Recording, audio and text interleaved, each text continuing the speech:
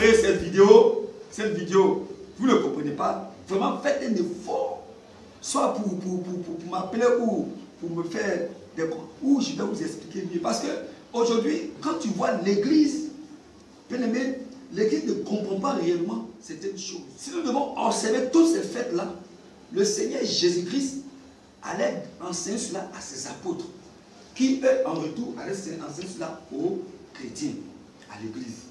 Mais cela n'est pas fait. C'est pour ça que je vous dis, enseignez-les, observez tout ce que je vous ai prescrit.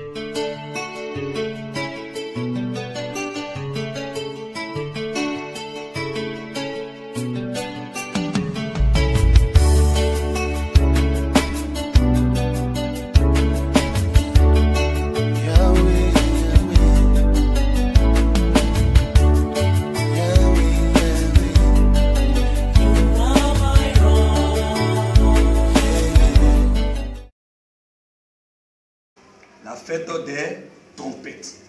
Et en hébreu, l'on appelle cette fête-là Yom Teruah. Et cette fête devait se pratiquer le premier jour, comme on vient de le dire, le premier du mois de Tishri, c'est-à-dire en septembre. Elle dure un jour en Israël et 2 jours en dehors d'Israël. Le chauffard, voilà la corne du bélier, retentissait 100 fois pendant cette fête-là. 100 fois.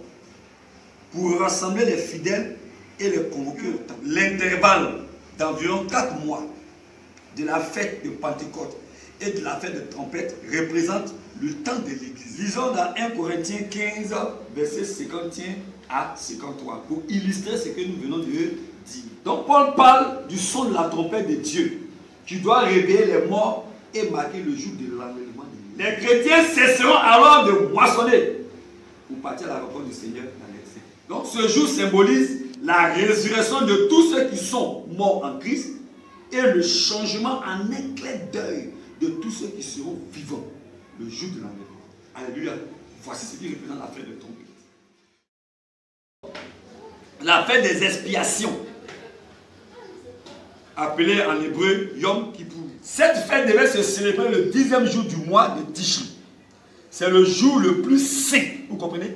Le jour le plus saint de l'année religieuse du peuple juif. Ce jour-là, une seule fois par an, c'est là que le souverain sacrificateur avait le droit d'entrer dans le lieu très saint. Avec le sang des agneaux et des boucs, pour faire quoi? L'expiation pour lui-même d'abord et puis pour le peuple. Donc, qu'est-ce qui va se passer? Ce jour-là, les Juifs devaient affliger leur âme. Pendant le jour de Yom Kippour, ils devaient affliger leur âme. Ils ne devaient rien manger ni boire pendant 24 heures. Donc le souverain sacrificateur commençait par sacrifier un taureau, donc pour lui-même d'abord. Puis il sacrifiait un bouc pour le Seigneur et entrait dans le lieu très saint. Pour faire quoi? Pour répandre le sang sur le propitiatoire. Amen. Donc il plaçait ensuite les péchés du peuple sur un autre bouc. Cette fête symbolise la réconciliation des Israélites avec Dieu. La Bible dit à la fin, les Israélites vont reconnaître Jésus. Ils vont le reconnaître. Jusqu'à même ils vont pleurer. Ils vont reconnaître.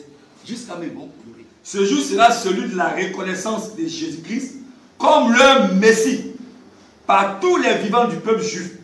Ce sera la conversion générale d'Israël à Jésus-Christ. Gloire à Jésus. Donc cette fête s'accomplira prophétiquement lors du retour du Seigneur Jésus sur la terre, au moment de la bataille d'Armageddon. La dernière fête, qui est ici la fête des tabernacles. On appelle ça en hébreu Sukkot. Donc, cette fête commençait le 15e jour du mois de Tishri et durait combien de jours? 7 jours. La fête des tabernacles célèbre le fait que Dieu avait pourvu des abris, écoutez bien, des abris pour son peuple pendant la traversée du désert, après la sortie d'Égypte. Donc, cette fête aura son plein accomplissement prophétique quand le Seigneur Jésus reviendra avec son Église, qui n'est que le tabernacle.